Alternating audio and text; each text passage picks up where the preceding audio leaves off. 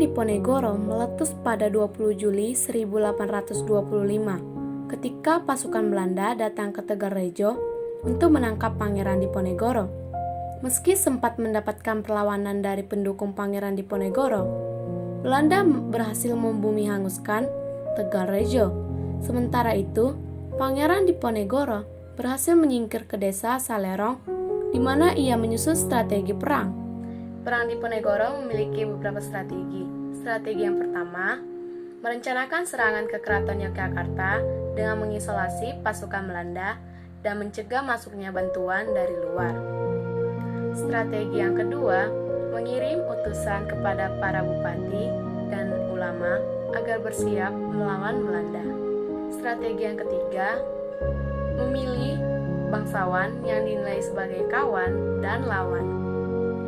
Dan strategi yang keempat, membagi wilayah pertahanan Perang Diponegoro dipimpin langsung oleh Pangeran Diponegoro yang didampingi pamannya Pangeran Mangkubumi, Ali Basya Sentot Prawirodirjo, dan Kiai Mojo beserta murid-muridnya.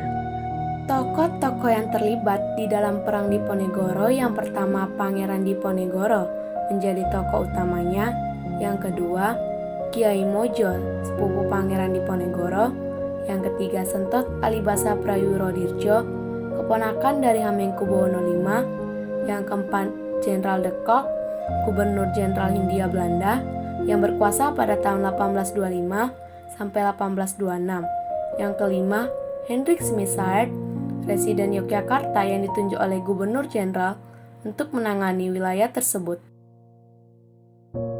Pangeran Diponegoro yang menyerah pada Maret 1830 ditangkap dan kemudian diasingkan ke Manado, lalu dipindahkan ke Makassar.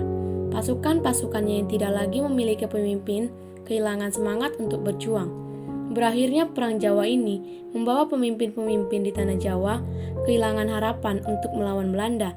Sejak tahun 1832, seluruh raja dan bupati di Jawa menyatakan ketundukannya kepada Belanda, kecuali Bupati Ponorogo, sehingga semakin kukuh kedudukan Belanda di Jawa. Meski begitu, perang ini mampu menewaskan 7.000 serdadu Eropa yang membuat Belanda semakin kesulitan untuk memenangkan Perang Padri kedua di Minangkabau. Setelah perang berakhir, populasi Yogyakarta menyusut separuhnya, sementara keturunan Pangeran Diponegoro diusir dari keraton.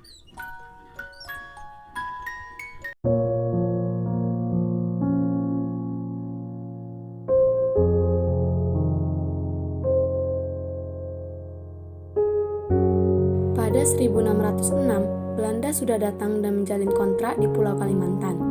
Pada tahun 1635, kontrak pertama perdagangan lada ditentangani bersama dengan Kesultanan Banjar. Waktu itu, lada merupakan produk mewah di Eropa dan tentunya menjadi alasan utama Belanda berada di tempat ini. Beberapa dekade berikutnya sudah muncul peperangan kecil dan bentrokan senjata karena kontrak lada yang tidak terpenuhi.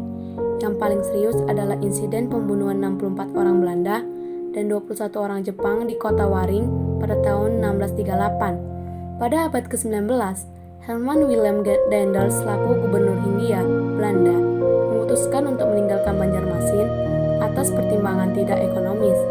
Kemudian, Inggris mengambil alih Kalimantan sebagai akibat dari Perang Napoleon pada tahun 1811.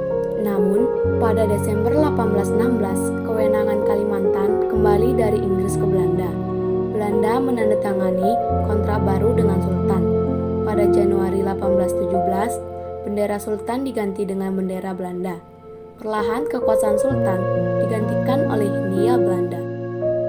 Tokoh-tokoh yang terlibat di dalam Perang Banjar, yang pertama Pangeran Antasari menjadi pejuang Perang Banjar, yang kedua Pangeran Hidayatullah, yang ketiga Demangumban, yang keempat Temenggung Surapati, yang kelima Pengulu Rashid, dan yang keenam Ratu Zaleha.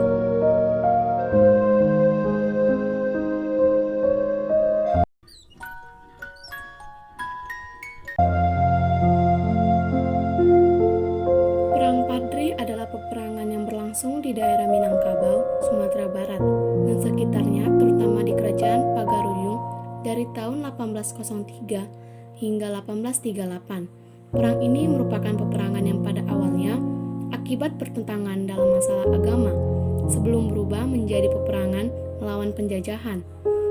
Perang Padri dilatar belakangi oleh kepulangan 3 orang haji dari Mekah sekitar tahun 1803, yaitu Haji Miskin, Haji Sumanik, dan Haji Piobang, yang ingin memperbaiki syariat Islam yang belum sempurna dijalankan oleh masyarakat Minangkabau.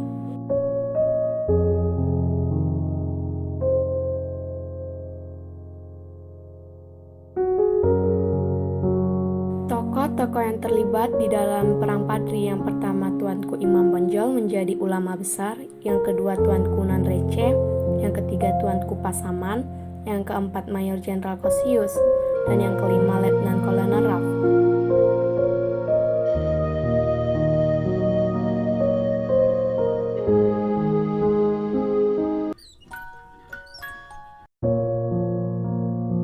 Munculnya Perang Puputan sendiri bermula dari perundingan Linggarjati.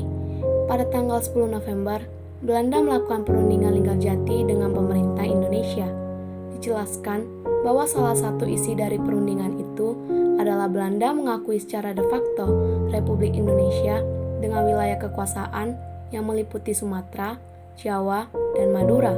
Dan selanjutnya, Belanda diharuskan sudah meninggalkan daerah de facto paling lambat tanggal 1 Januari 1949.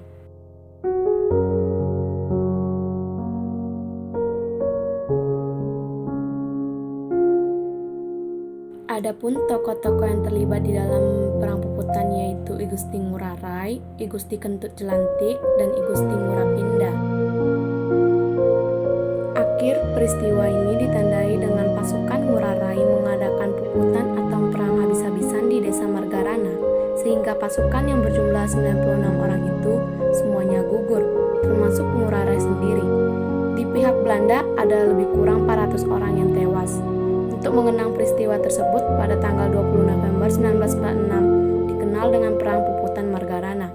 Dan kini, pada bekas arena pertempuran itu didirikan Tugu Pahlawan, Taman Pujaan Bangsa.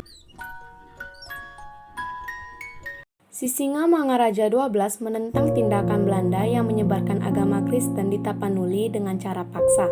Pada tahun 1878, Belanda menduduki daerah Selindung dengan alasan melindungi para Zending, yaitu lembaga penyebar agama Kristen di tanah Tapanuli.